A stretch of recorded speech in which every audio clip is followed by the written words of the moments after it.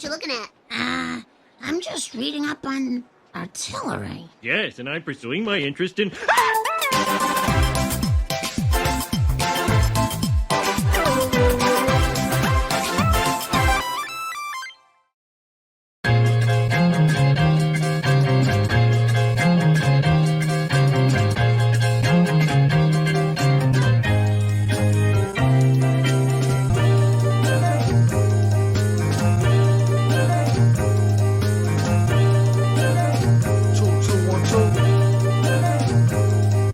Picture this. It's some point in the late 2000s, and at an airport your dad hands you a colourful yellow book filled with drawings of stick figures having wacky hijinks. Surprise, you just got handed the Diary of a Wimpy Kid book, Dog Days. And through this book you were introduced to one of the most iconic series of books to this day, Diary of a Wimpy Kid. At the time of this recording, this very series has lasted a total of 11 books and has spawned a cult following with millions of fans around the world. The Diary of a Wimpy Kid series captures the struggles of being a kid of that age to this very day. But with it going on so long, there only exists one type of media in its lifespan that I have grown to appreciate even after all this time, that being the trilogy of movies that came from this franchise. With the first one coming out in 2010 and the final installment coming out in 2012, this series of movies attempted to adapt the series of books, or at least the first three, to the silver screen. But after a decade since the original's release, do they still hold up, or are they as dated as many of the things from that era? Well, let's talk about it as we go through the magical nostalgia of the Wimpy Kid movies.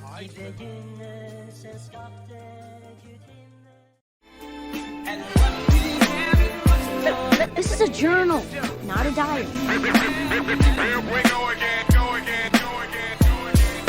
Released in 2010, the first Wimpy Kid movie would be presented to the world, adapting the story of the first book into a plot that I believe is in its own realm of entertainment. The plot focuses on always our main character Greg Heffley going through the trials and tribulations of being a middle school student, dealing with stuff like popularity, bullying, belonging, standing out, rocky friendships, and so much more. The plot of the first book has noticeably been altered to fit the structure of film, with only certain plot points and elements from the source material being used, which isn't a bad thing by any means. If they had just made a page-for-page copy of the book for the film, I have a hunch that it wouldn't have been as well received as it is now. A lot of us forget that adaptations aren't meant to be super accurate copies of the source material, but rather an excuse for the studio to show what their idea of the source material would look like in a different medium. And personally, I think it's done really well here. Cheese touch! Greg Heffley has the cheese touch!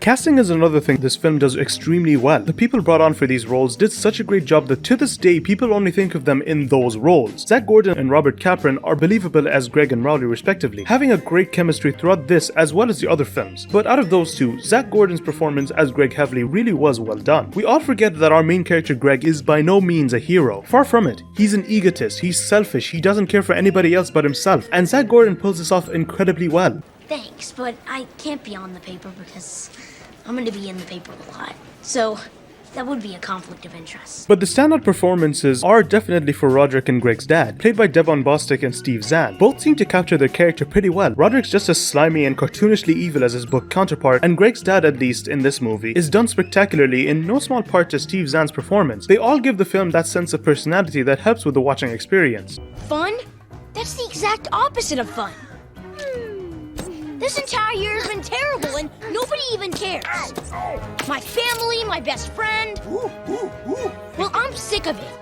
Somebody needs to pay. And surprisingly, these series of films have got to have some of the best supporting cast I've seen. From Greg's schoolmates like Chirag and Fregley to the uptight Patty Farrell. Hell, even characters like Coach Malone and Mr. Winsky are brimming with personalities, and the scenes they were in at least got a chuckle out of me. And they really do make the world feel more lived in and give off the idea that everyone's actually real in this scenario and not just there to fill up space. The visuals are also pretty well structured in this film, translating the admittedly bland designs of the Wimpy Kid books into the very detailed setting of Plainview. According to the movie diary, the team had a challenge translating the settings well too, having to give each and every setting some semblance of personality. I personally believe that the set design was done greatly. The amount of effort is not discredited since they reportedly had to rebuild things on places like the school and Greg's house. Altogether, they really did a great job of making the places look really detailed, and that can also be said for its cinematography. I don't know why it caught my eye specifically, but the transitions in the first movie look like they have so much thought put into them, all having the same type of style that contributes to the tone it tries to show the audience, whether it be upbeat, sad, or anything in between. Paired with that are extremely imaginative fantasy sequences to give the audience an idea of what's really going on in Greg's mind. Overall, with everything I just mentioned, Diary of a Wimpy Kid is a great start to a trilogy of truly memorable films. It's not my favorite by a long shot, but I can comfortably say that I had fun with it.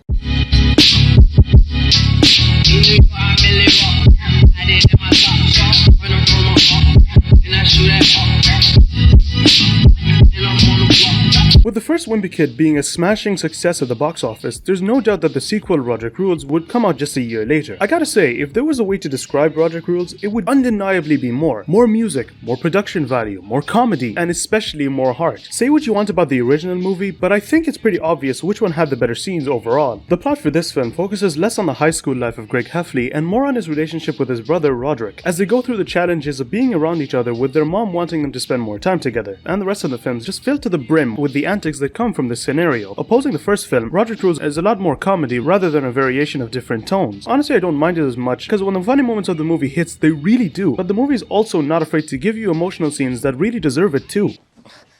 Roderick, I really didn't tell her.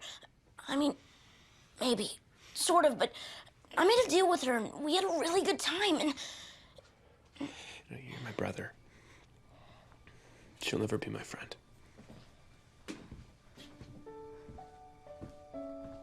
A thing I can really give this movie props for is the much grander sense of scope. Rewatching these after all this time made me realize that the first film, while entertaining in its own right, had a limit of some sort, and locations became more varied as the films went on. This is shown to us in the second film mostly. We get shown a ton more locations that demonstrate just how big Plainview is. Roller rinks, retirement homes, convenience stores. To me at least, this gives the actors a ton more to work with and make the scenes a ton more entertaining, with a few personal favorites of mine being the roller rink, Roderick's party, and the talent show at the end of the movie. Ladies and gentlemen, the remarkable Rowley! Greg the Great. That should have been me. This really did feel like a chance for Devon Bostick, the actor who played Roderick, to really let loose. With him not being there as much in the first film, it felt like a real treat watching him butt heads with Greg pretty often. You get that at the halfway point there's a real sense of bond between these two, which does continue on in some way in the third film. Hey, don't take it hard.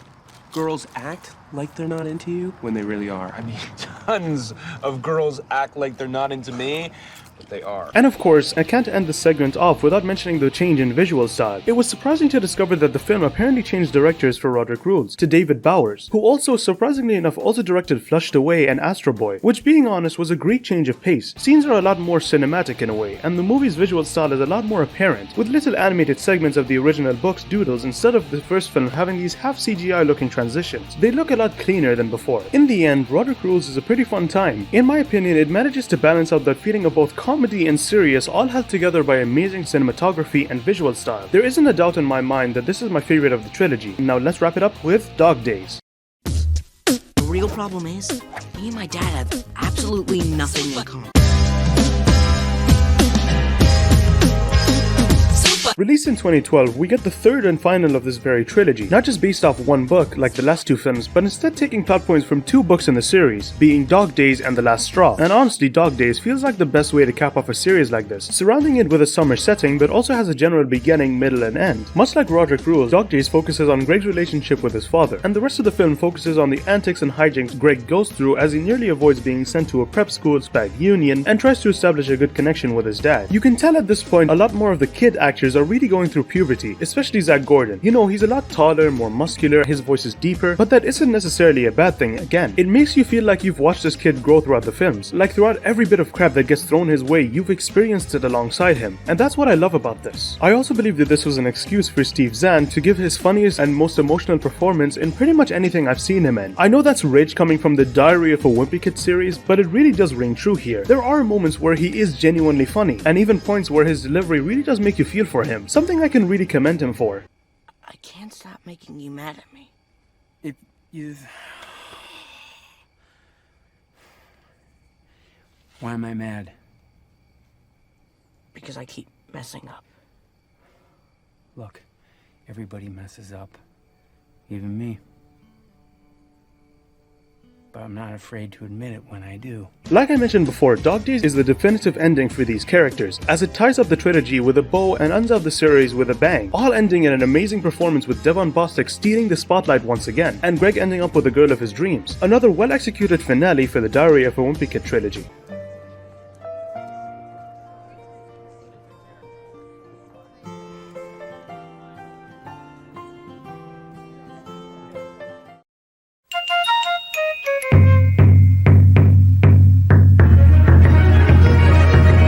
At the end of the day, the Diary of a Wimpy Kid trilogy is a series of movies I can comfortably say do the source material justice. They offer a unique look at the characters that for a while at least, a lot of us grew up with. And throughout 3 movies and tons of antics, we grew alongside them. They also show a lot of the ways we overthink middle school sometimes. And that's something I can appreciate greatly, especially now. Of course, there would be other installments with different casts and everything, but to me, nothing will ever come close to the magic that these 3 films sparked in the first place. Yeah,